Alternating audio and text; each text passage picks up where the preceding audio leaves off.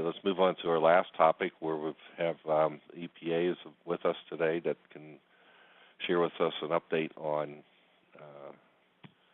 the readiness to start taking data. I don't know, Ryan, do you want to kick it off? I mean, before we start, I'll just say that it would be helpful to know if there are partners who are getting ready to submit data, just as far as finalizing the data entry process from our end. So if anyone can share, if not today, at least share with us separately from this, it would be helpful information for us.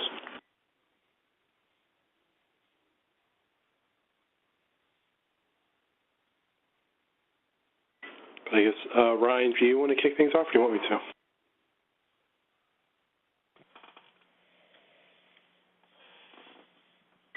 You might be muted from the WebEx.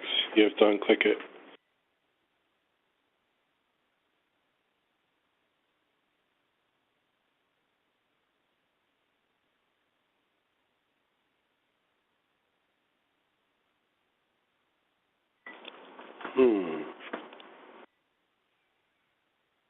Wayne, you can hear me, right? I hear you fine. I know the silence can be deafening. I see, Ryan on with the screen, and then the only guess I have is if he's calling user 7, and I've unmuted that line. Otherwise, he's not connected via audio. Can you hear me now? There you go. Ah, I am the mysterious user 7. Yes, what I was saying, John, is if I can kick things off, and if you can fill in any blanks that I missed. Sure, good.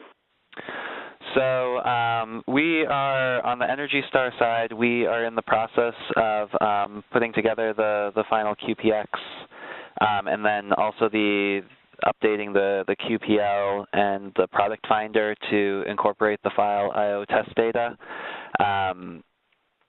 So that should be, we will release it to stakeholders just to get some comments if there's things that are noted. I guess the big thing is that we, as most folks probably know, it's a bit of a large Excel file. So rather than incorporate a bunch of new fields and make it even longer and potentially run the risk of breaking Excel, we've created just a second spreadsheet just for file IO systems.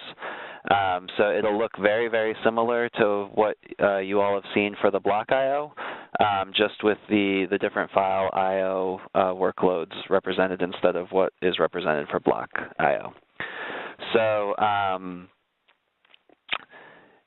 that'll be the same for the QPL. We kind of ran into a similar issue where, in order to incorporate all of the data, it just didn't make any sense to have one ridiculously long Excel file. So you will see a second file IO Excel file, but both the block and the file IO QPLs will flow straight into one product finder. So when you go on the Energy Star website and look at the product finder, that will be kind of the one-stop shop for all products.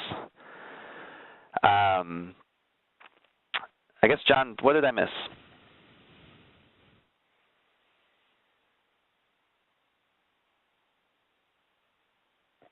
And are you on mute now?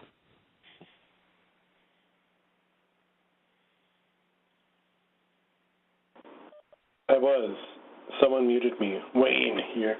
Maybe it was you. Yeah, I think that's it. Just 2 QPX forms, 2 QPLs that'll be maintained separately, but they'll all dump into the same product finder. I think that's the big picture summary. And I guess one thing I'd add is we're certainly still open to looking for ways to simplify this all a bit in version 2.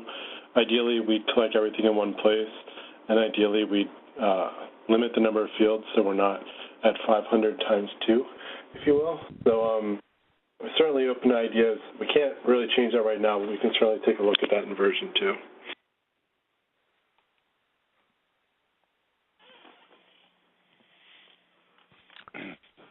So are there any questions?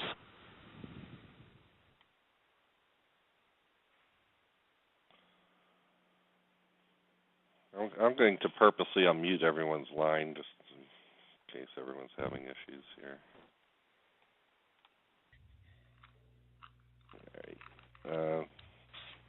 We're at the end of the agenda today, and I'm muting all the lines. So if there's any questions or comments from anyone, we'd like to hear from you before we call today done.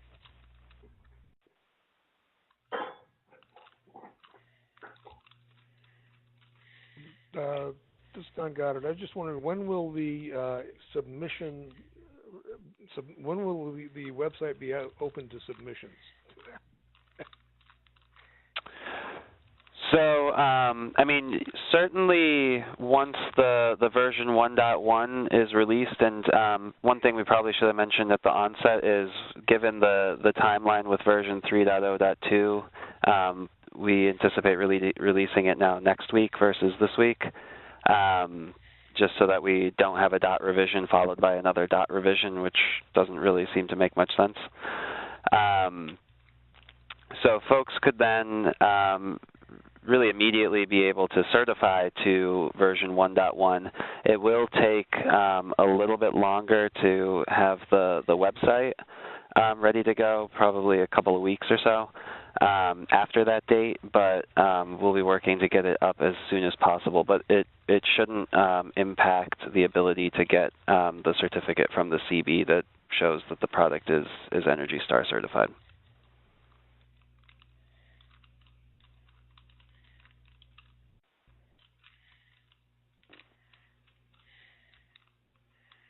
And to some extent, it'll be also up to the CB how quickly they get their internal systems in place as well once the final QPX is up there.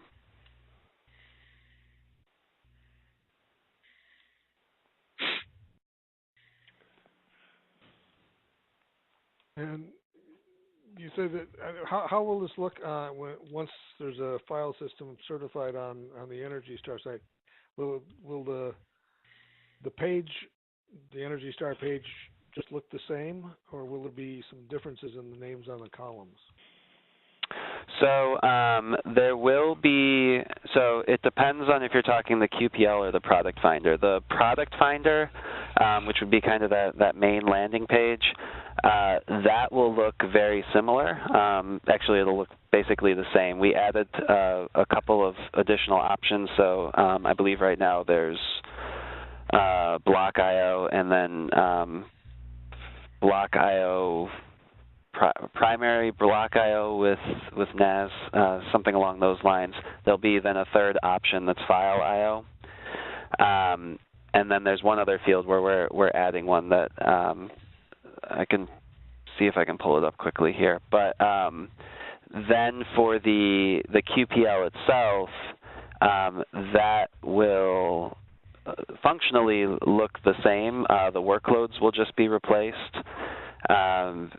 So instead of representing the block IO workloads, there'll be a completely separate QPL that will have the file IO workload. So kind of conceptually it'll look the same, but some of the nuance in terms of the workloads themselves would obviously be different to reflect the differences in the testing and the data that's collected. Does that help answer your question?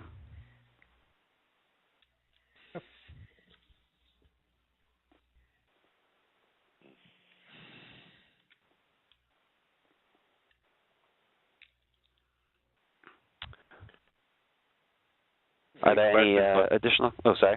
I was going to say, any questions for any topic that we covered today in terms of the changes, the methods?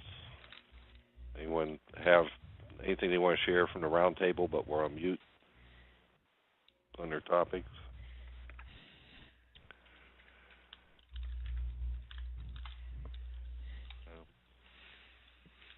Not hearing any more questions today. We could bring today's session to a close. So I'd like to thank everyone for your time and being quick to participate on today's call. The audio file from this will be gated, and we'll chunk it out and put it up on the website. Obviously, the roundtable discussion will not be very interesting to listen to. with that, thank you all for joining today's call.